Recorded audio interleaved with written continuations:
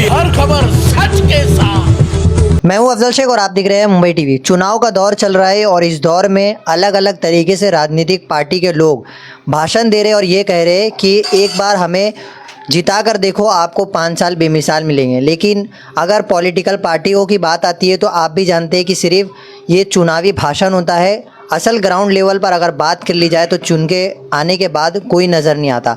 अब जिस Mumbai north central seat की बात कर रहे हैं वहाँ पर उम्मीदवारी वर्षा गायकवाड़ और उज्जवल निगम की लड़ाई के बीच की है और इसी लड़ाई के बीच के दरमियान अब इन दोनों की मुश्किलें बढ़ गई है, क्योंकि हमारे साथ डॉक्टर गफ्फार सैयद मौजूद है। इंडिपेंडेंट लड़ रहे हैं और काफ़ी ज़्यादा लोगों की खिदमत के लिए पहले से ही सुर्खियों में है और एमपी कैंडिडेट इन्होंने फॉर्म भरा और लोगों के लिए अब डोर टू डोर कैंपेनिंग भी चालू कर दिया है और आप लोगों का समर्थन के लिए अब जो है अपील करने वाले। तो डॉक्टर जी, जिस तरीके से आपका चुनाव चिन्ह स्टेटिस्कोप मिला हुआ है, कितना लोगों का समर्थन मिल रहा है, कैसा कैंपेनिंग चल रहा है?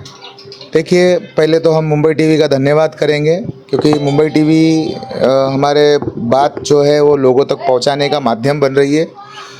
हम जो है लोगों के जो भी काम है वो मैं आज से नहीं कर रहा हूँ, तकरीबन लास्ट 15 सालों से कर रहा हूँ।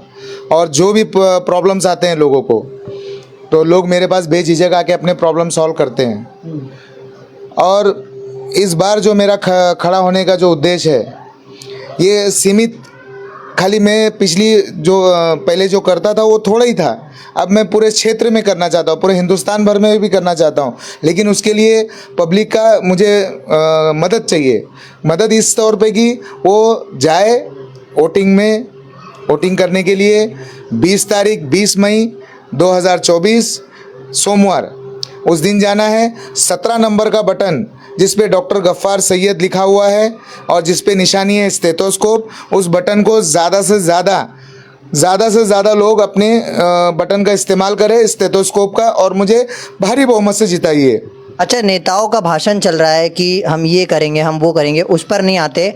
आपने नामांकन जो है एमपी से शुरुआत क्यों किया? क्योंकि आप जिस क्षेत्र पे पहले नगर सेवक कर सकते थे, फिर एमएलए, फिर एमपी, लेकिन आप डायरेक्ट एमपी चुने। सर, इसकी बहुत बड़ी कहानी है, क्योंकि इसके पहले मैंने आमदार के लिए फॉर्म भरा हुआ था, जो फॉर्म मेरा रिजेक्ट हो चुका था। तो अल्लाह ने मुझे मौका दिया है कि भाई एमपी बन के लोगों की मदद करे, ना कि एमएलए बन के। और रही बात नगर सेवक की कुछ क्राइटेरियाज होती है, वो गवर्नमेंट की जो क्राइटेरिया में मैं फिट नहीं बैठता हूँ। इस वजह से मैं नगर सेवक नहीं, डायरेक्ट एमपी के लिए फॉर्म भरा। तो जैसे कि आपका पेशा ही है डॉक्टरी, आप काफ़ी लोगों की खिदमत करते, कम पैसों में दवाइयाँ मुहैया कराते, तो आपका सबसे पहला जो है मुद्दा वो क्या होगा? सबसे पहला मुद्दा तो सेहत है, स्वास्थ्य, जिसको हम लोग हिंदी में स्वास्थ्य कहते हैं।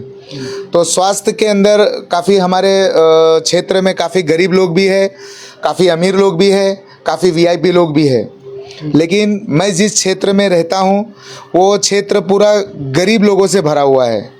गरीब, जबकि हमारी सरकार ने बहुत सारी स्कीम्स लाई हुई है, लेकिन वो स्कीम का एक को भी फ़ायदा नहीं मिल पा रहा है, जिसके वजह से हम कुछ चैरिटेबल क्लिनिक्स वगैरह चला रहे हैं, जिसके तहत हम लोगों की सेवा कर रहे हैं, जिसमें जो गरीब लोग रहते हैं अपने चैरिटेबल में आके अपनी हमसे सेवा तो लेते हैं और साथ में अपने जो पर्सनल प्रॉब्लम भी हमसे शेयर करते हैं। तो वो सारी चीज़ें देखने के बाद ही मैंने ये कदम उठाया कि एमपी के लिए मुझे जाना है।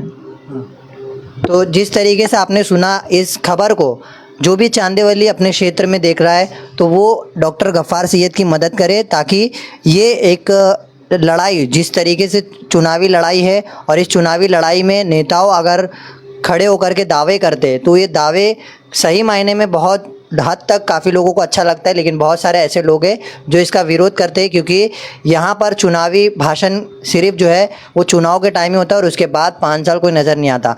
अब डॉक्टर गफ्फार सैयद इन्होंने वादा किया है कि ये जीतने के बाद स्वास्थ्य पर सबसे पहला काम करेंगे और इनका पेशा ही यही है और ये ग्राउंड लेवल पर अक्सर जो है लोगों की खिदमत के लिए जाने आते हैं।